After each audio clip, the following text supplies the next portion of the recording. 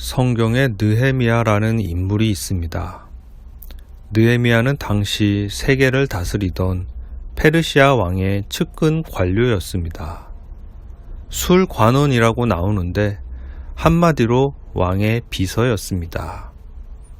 당시 유대인 중에는 아마 느헤미야가 가장 출세한 인물이었을 겁니다. 그런 그가 유다 예루살렘에 총독으로 부임해서 행한 것을 기록한 책이 느헤미야서입니다. 세상 권세를 가진 정치 권력자가 하나님을 잘 믿기가 쉬울까요? 안 믿기가 쉬울까요?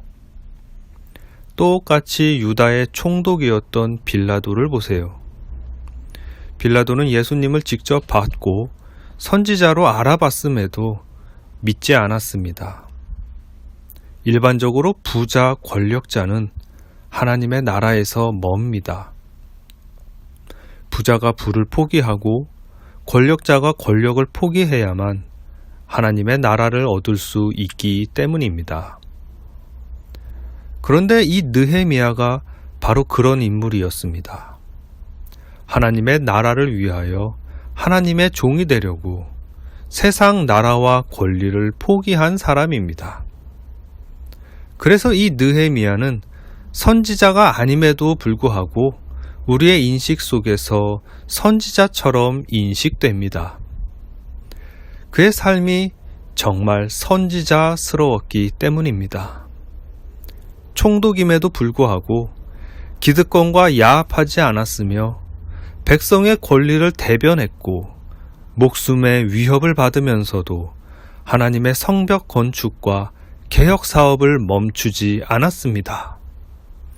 마치 사도 바울을 보는 것처럼 불처럼 사역한 사람이었습니다. 그렇다면 이런 느헤미야가 기대할 것은 무엇일까요? 느헤미야가 받을 보상은 무엇일까요? 여러분은 이런 생각 안 해보셨습니까? 내가 하나님의 뜻에 따라 내 권리와 세상 즐거움을 포기하고 하나님께 충성한 결과로 받을 보상은 무엇인가? 해봤어야 알죠. 하나님의 뜻을 위해 내 인생이 통째로 블랙 처리되는 경험을 해본 사람만이 이것을 생각할 수 있습니다. 내 하나님이여, 내가 이 백성을 위하여 행한 모든 일을 기억하사 내게 은혜를 베푸시옵소서. 내 하나님이여, 내가 이 백성을 위하여 행한 모든 일을 기억하사 내게 은혜를 베푸시옵소서. 자기가 자기를 축복하고 있습니다. 이럴 수 있습니까? 자기 공로를 자기가 내세워서 이렇게 요구할 수 있습니까? 그럴 수 있습니다. 공로를 사람 앞에서 인정받지 않고 하나님께 돌렸을 때는 자기가 자기를 위하여 복을 구할 수 있습니다. 아브라함이 이르되 주 여호와여 무엇을 내게 주시려 하나이까? 라고 했습니다. 물론 이렇게 기도한다고 해서 당장 무슨 보상이 오는 건 아닙니다.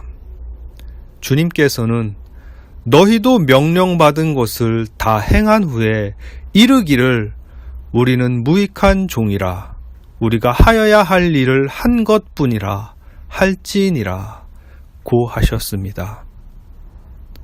공로 없이 자랑 없이 무익하게 충성하는 종이 되십시오. 그리고 기억하십시오. 내 하나님이여, 이 일로 말미암아 나를 기억하옵소서. 내 하나님이여, 나를 위하여 이 일도 기억하시옵고 주의 크신 은혜대로 나를 아끼시옵소서.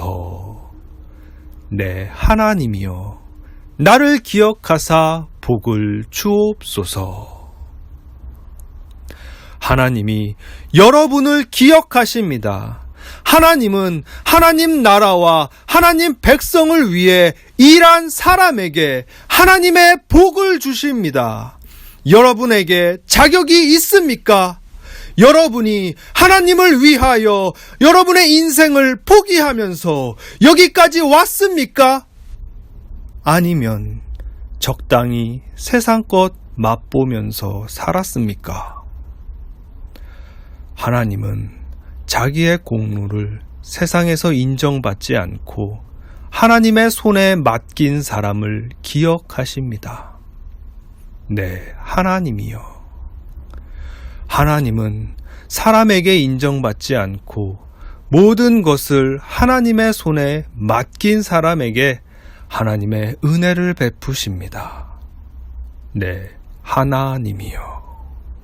하나님은 이 세상에서 하나님을 위하여 일한 사람에게 하나님의 복을 주십니다. 네, 하나님이요. 네, 하나님이요. 내가 이 백성을 위하여 행한 모든 일을 기억하사 내게 은혜를 베푸시옵소서. 아멘.